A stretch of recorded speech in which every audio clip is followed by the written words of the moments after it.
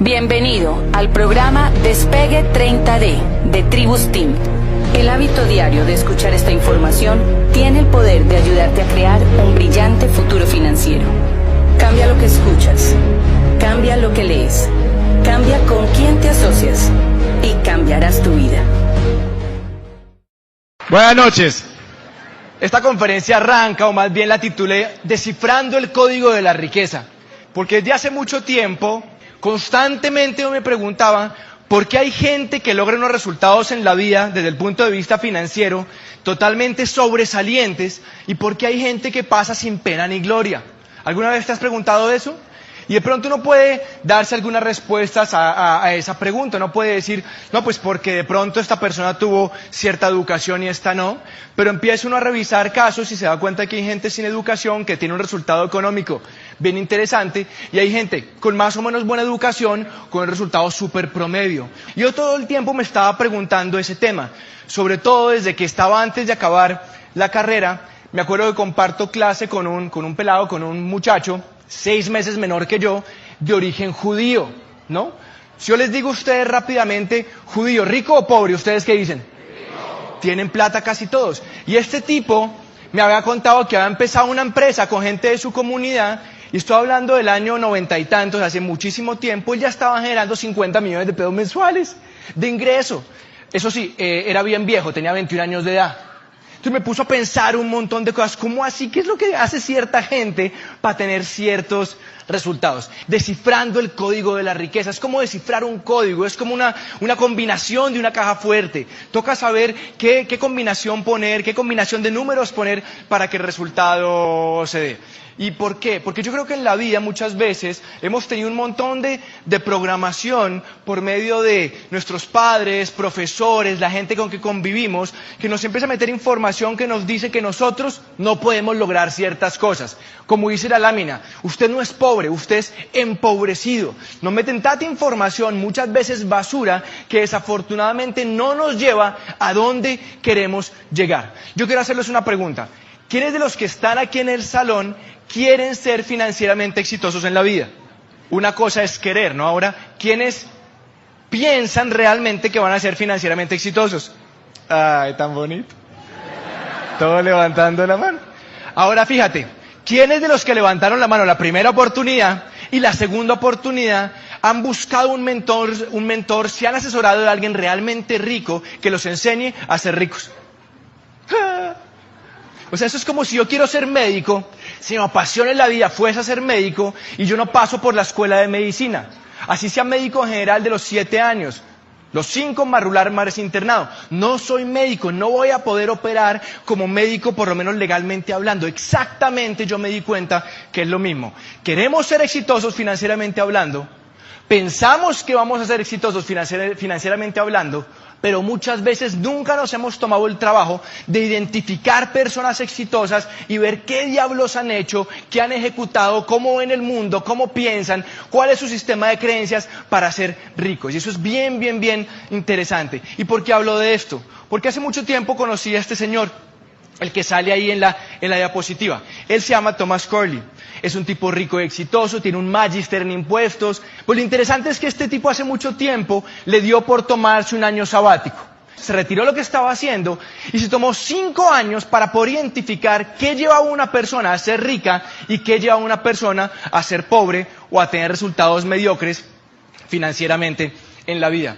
Y particularmente lo que el tipo hizo es que él documentó las actividades diarias de 233 personas ricas y de 128 personas pobres. Ahora, no solamente lo hizo en Estados Unidos, lo hizo en Centroamérica, América del Sur, Europa, Asia, la cuenca del Pacífico, en un montón de regiones empezó a convivir, a documentar las actividades diarias. ¿Por qué?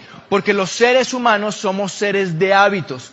¿Cómo te explicas que hay 2 personas de la misma edad, nacen en el mismo barrio, misma condición socioeconómica, personalidades digamos parecidas, y uno se vuelve sobresaliente en exceso financieramente hablando y el otro se queda ahí en el remojo, se queda ahí sin prosperar? ¿Por qué? Por lo que hicieron todos los días. Y saco un estudio que es bastante largo, y yo saqué de ese estudio algunos ítems que me llamaron muchísimo la atención entre ricos y pobres. Mira lo que él dice. El 6% de la gente rica juega a la lotería versus el 77% de la gente que no es rica, o más bien que es pobre. Encontró que el 80% de la gente rica está enfocado en por lo menos una meta. Tienen por lo menos una meta versus el 12% de la gente que no tiene plata. Es como si la gente que no tiene recursos estuviera tan metida en el día a día, tan metida en lo urgente, lo que tiene que hacer, que nunca logran hacer un alto en el camino e identificar algo que realmente quieren lograr para empezar a hacer algo en pro de eso que quieren lograr. Esta me encanta. Encontró que el 83% de la gente que eran muy ricos, el 83% le prestaban muchísima atención a asistir a las reuniones escolares de sus hijos, versus el 13% de la gente que no tenía plata. Yo empecé a leer por qué, me pareció curioso ese punto. ¿Sabes por qué? Porque les parecía muy importante saber qué profesores, cuáles eran los profesores que estaban influenciando en sus hijos. ¿Cómo veían el mundo esos profesores? ¿Qué pensaban con respecto a la prosperidad, del dinero, del emprendimiento esos profesores? Para saber si en casa tenían que ajustar algunas cositas o si estaban más o menos bien con esos profesores. ¿Qué más encontró? Mira esto. 66% de la gente con plata le dedicaba por lo menos 5 horas al mes a hacer networking versus el 26% de la gente pobre. ¿Qué es networking? Ellos identificaban gente experta en diferentes campos y los invitaban a comer, a tomar un café, a almorzar para poder nutrirse de esa mente de esa persona, o sea, para poder aprender cómo estaba viendo el mundo, por lo menos 5 horas en el mes. 8% de la gente rica cree que la riqueza depende de la suerte, versus el 79% de la gente que no tiene plata. Cuando tú crees que tener plata depende de la suerte, automáticamente, ¿qué estás haciendo? Estás quitándote poder y control, porque no depende de ti, depende de otro. Depende de un jefe, de un gobierno, de una legislación, depende de si vienes de una familia, si estudiaste o no, si estudiaste esto o no, un montón de cosas que están afuera. Y el último ítem que yo saqué para esta conferencia es 92% de la gente rica cree que montar empresas es la mejor forma para construir riqueza. Bien interesante. Cuando yo leo estos puntos y otros, me doy cuenta de una cosa bien interesante, saco una primera conclusión, y es que los padres pobres tienen hábitos de pobreza y por lo tanto les enseñan a sus hijos a ser pobres. Y la gente rica tiene hábitos de riqueza y les enseñan a sus hijos a ser ricos. Y eso es bien importante, un punto. En nuestros países hablamos de una tremenda desigualdad económica. Unos poquitos ganando mucho, muchos ganando muy poco. Y nos centramos ahí. Pero yo creo que hay una desigualdad de papás.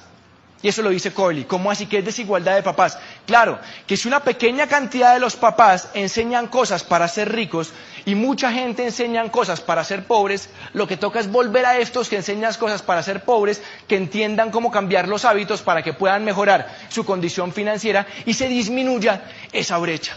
Y yo empiezo un punto en mi vida en que empiezo a revisar toda esta información y yo me encuentro trabajando en ese momento en una compañía multinacional, digamos que apetecida por muchos, en el sector financiero, un buen cargo, pero llega un punto en que yo me empiezo a preguntar ciertas cosas. Empezaba a mirar gente que me llevaba 5, 10, 15 años y empezaba a mirar cómo vivían, cuál era su calidad de vida, cuánto ganaban en el tiempo libre y empecé a incomodarme. Me di cuenta que entre más exitosa era una persona en el mundo del empleo, exitosa en términos de plata, si ganaba un poquitico más, madrugaba más y ya no trabajaba hasta las 5 o 6.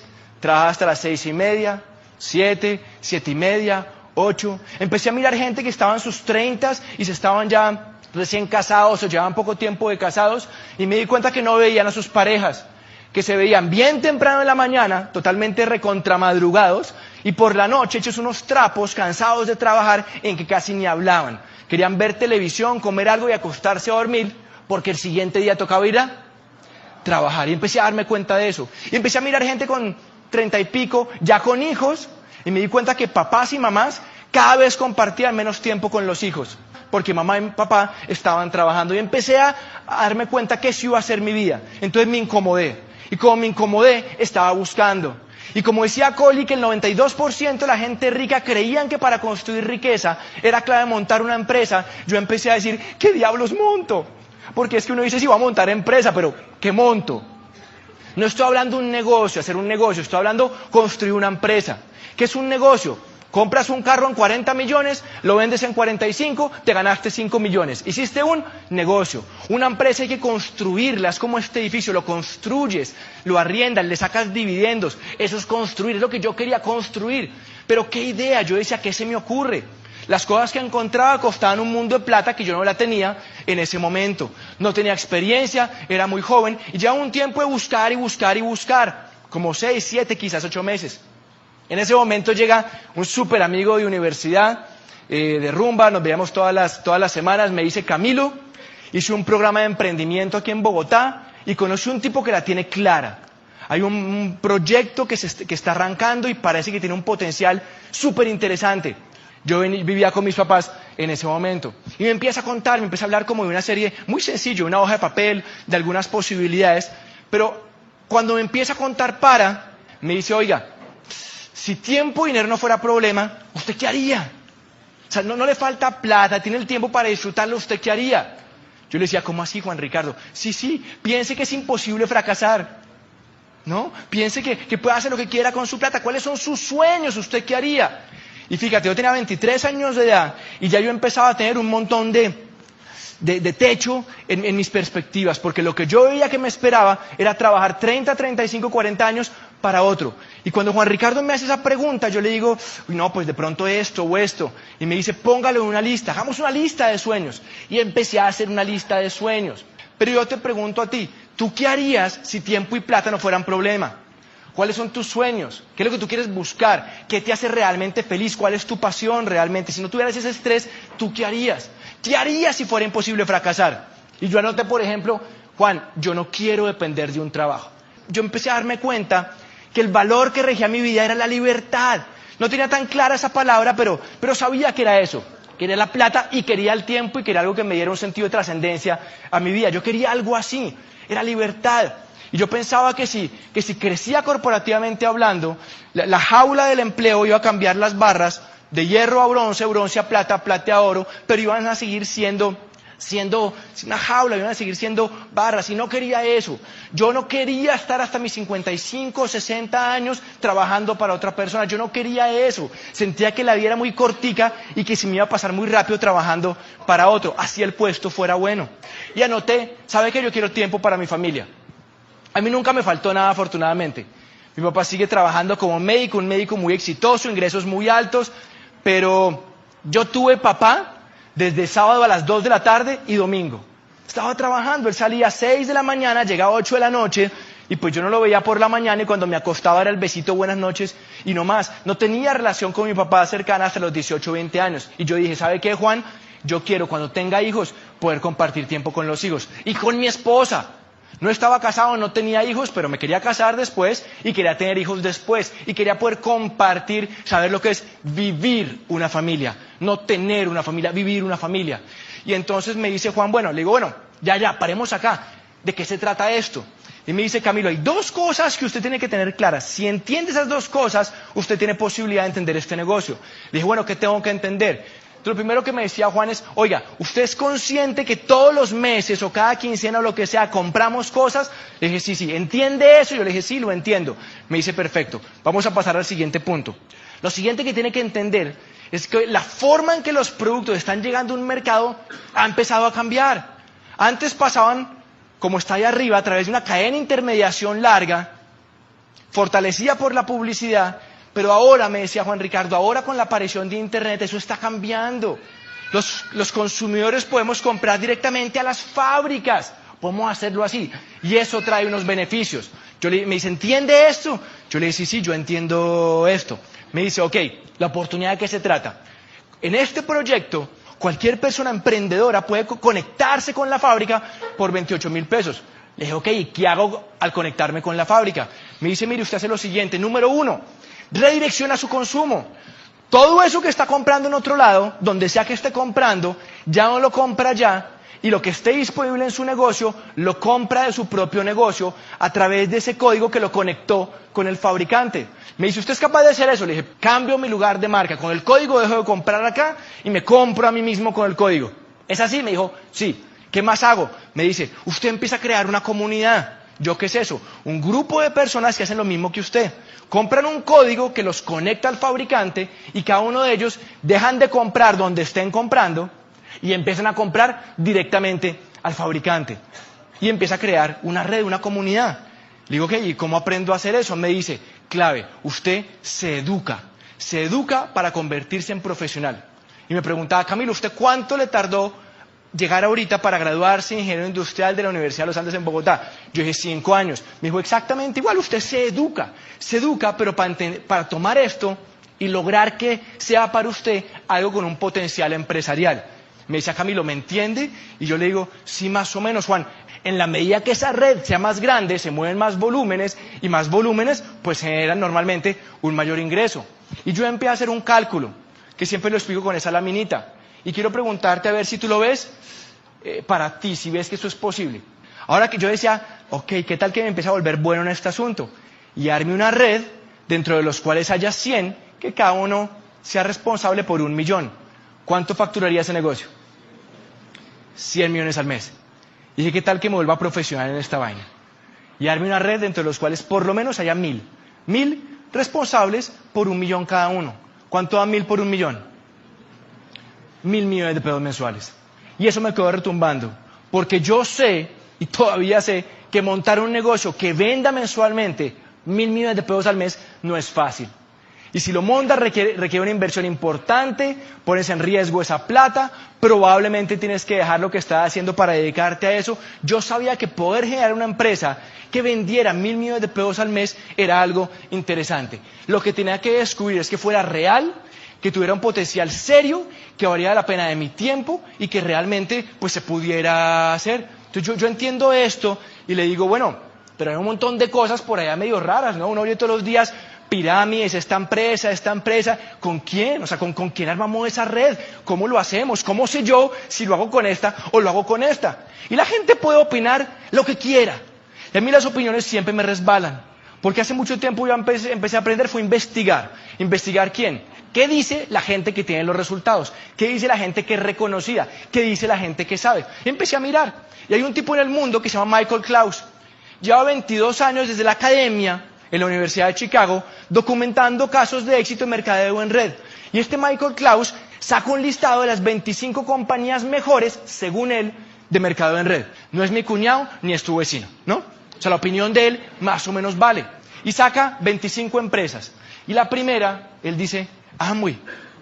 Y mira el criterio bien interesante, uno de los criterios por los cuales quedó de primera.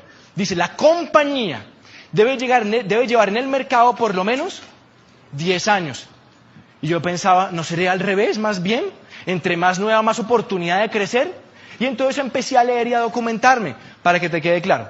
En los últimos 30 años en el mundo, más o menos, es un promedio, cada año han nacido legales 1000 compañías de mercadeo en red, cada año por los últimos 30 años. ¿Cuánto da eso? 1000 por 30, 30.000. Empresas legales, no estoy considerando todo lo que son ilegales y sistemas piramidales, 30.000. Ahora, ¿saben ustedes cuántas de esas 30.000 han logrado pasar la barrera de 10 años? No llegan a las 60, no son ni 60. Entonces, como soy medio numérico, yo cojo, démosle el beneficio de la duda, 60 dividido 30.000, y si tú lo haces en tu celular, eso te da la brillante suma de 0.2%.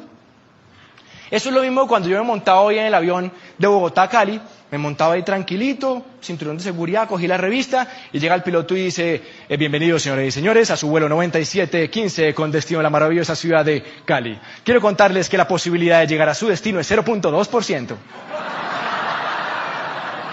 ¿Quién se queda dentro del avión? ¡Nadie! ¡Nadie!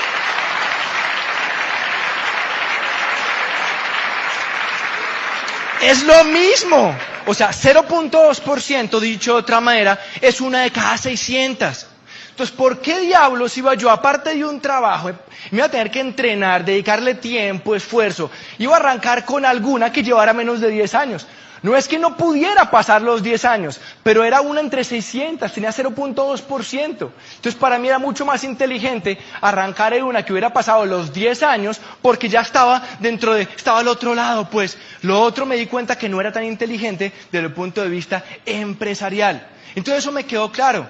Y bueno, Amway, el tipo dice que es la número 1 y empecé a leer otros criterios y lo entendí.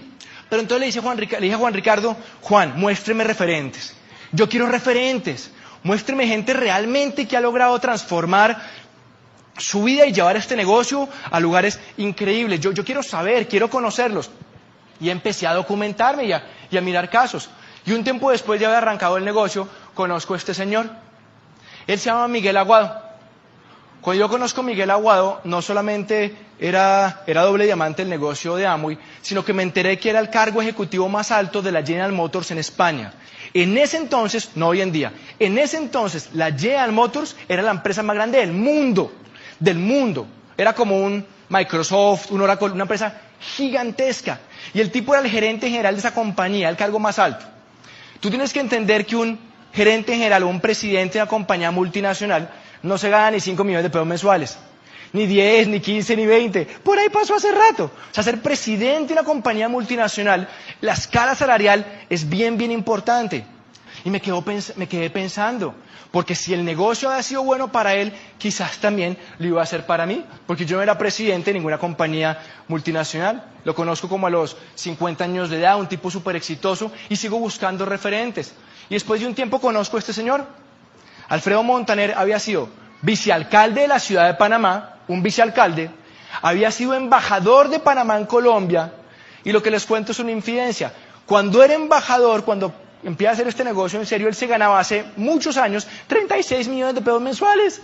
Estoy hablando hace más de 15 años, ¿cierto? Entonces yo lo veía en Bogotá llegar en un Mercedes, con chofer, veía un sitio súper bonito, reuniones con el ministro, con el no sé qué, con los embajadores, y yo decía, yo no creo que Alfredo Montaner como diplomático se haya metido a Amway porque le parece chévere vender champú. Algo tuvo que haber visto este tipo, algo. Es que es un embajador, o sea, ¿sí me entienden? Y empiezo a tener unos referentes muy grandes que yo digo, increíble, esta gente que es gente de visión, que es gente de negocios, arranca el negocio de Amway.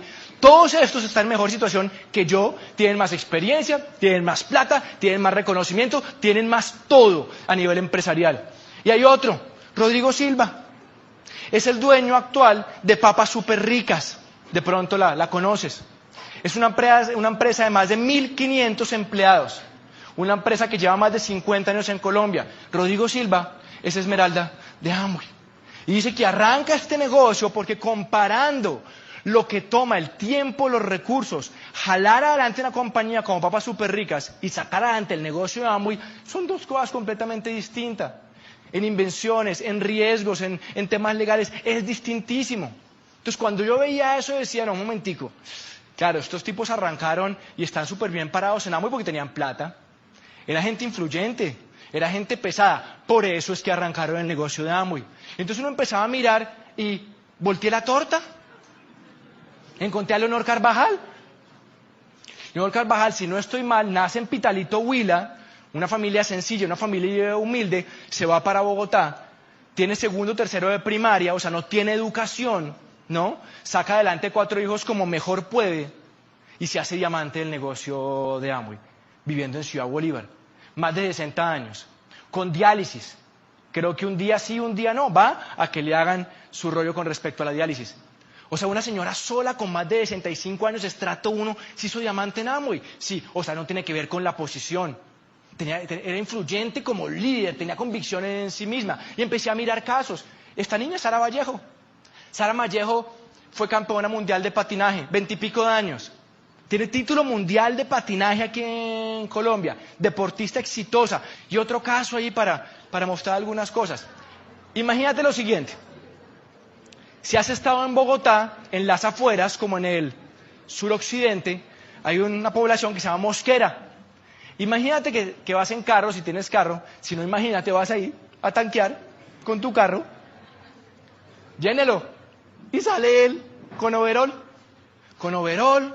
una cachuchita, tanquea el carro, Después lo empiezas a conocer porque tanqueas ahí cada semana o cada 2 semanas y le hablas con el chino Ciro y te das cuenta que el chino Ciro viene de Santander, una familia campesina, no sabe leer ni escribir, no ha hecho primaria, tiene 20, 21, 22 años. El chino Ciro simplemente quería algo más de la vida. Termina arrancando el negocio de Amway, se hace Esmeralda, se compra una camioneta y le da por ir a la bomba donde él trabajaba. Ya no estaba de overall, va ahí, va en su camionetica y se encuentra con un gerente a los cuales él le tanqueaba el carro, era cliente de esa estación de gasolina, ¿no? El carro de Ciro era mejor el carro de él que el carro del gerente. Y el gerente pues cree que él está haciendo otra cosa y le dice, chino Ciro, ¿usted qué, lavando carros ahora? Y le dice, no, es mío. Claro, el gerente se tiembra y queda así como medio raro y le dice, ¿y cómo así usted qué anda haciendo? Entonces le dijo, venga y le muestro. Lo que yo quiero decir es que, ¿por qué quise enfocar la charla así? Porque mostré personas muy distintas. Mostré un diplomático, te mostré un super ejecutivo, te mostré un empresario grande de este país, te mostré una señora, te mostré una pelada joven, te mostré un pelado aparentemente sin posibilidades en la vida. Diferentes personas, de diferentes edades, diferentes trasfondos sociales, diferentes personalidades. Una cosa, yo sí me di cuenta, tenían en común.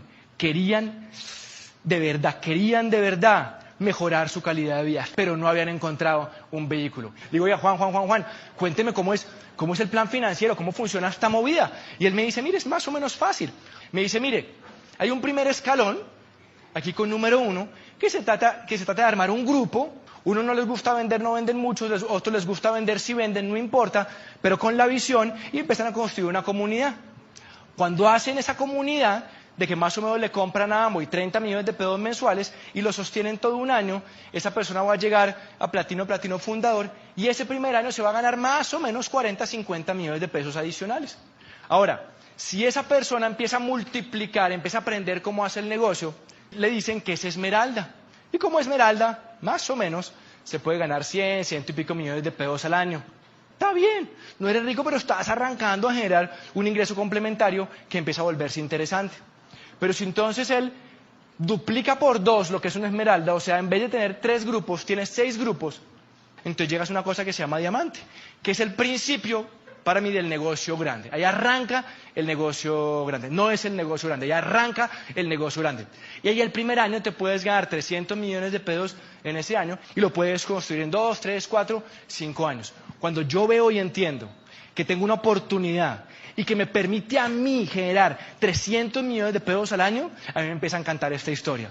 Sobre todo cuando empiezo a darme cuenta que no es solamente la plata, que cuando empiezas a llegar a ciertos niveles y los empiezas a consolidar por medio de la educación, entonces empiezas a comprar el tiempo.